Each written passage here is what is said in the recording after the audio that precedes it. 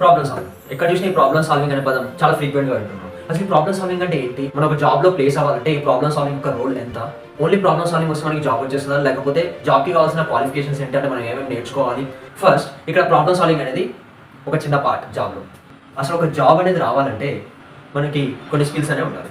So ఆ skills ఏంటంటే first one ఇప్పుడు మనం అనుకున్నదే coding and problem solving. Coding అనేది మనము పర్టికులర్ గా పైథాన్ అనేది అయితే ఖచ్చితంగా నేర్చుకోవాలి. నెక్స్ట్ పైథాన్ తర్వాత మనం C++, జావా ఇలాంటి ప్రోగ్రామింగ్ లాంగ్వేజ్ లో ఏదో ఒకటి మాస్టర్ చేసి ఉండాలి. It's better to go with Java programming language. And next FDS, full stack development.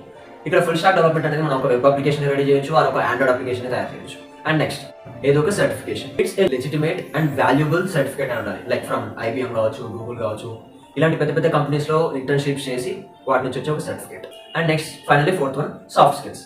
ఈ సాఫ్ట్ స్కిల్స్ అనేవి మన కమ్యూనికేషన్ స్కిల్స్ అనమాట. How the way we are talking, how the way we are behaving ఒక కాంప్లెక్స్ టాస్క్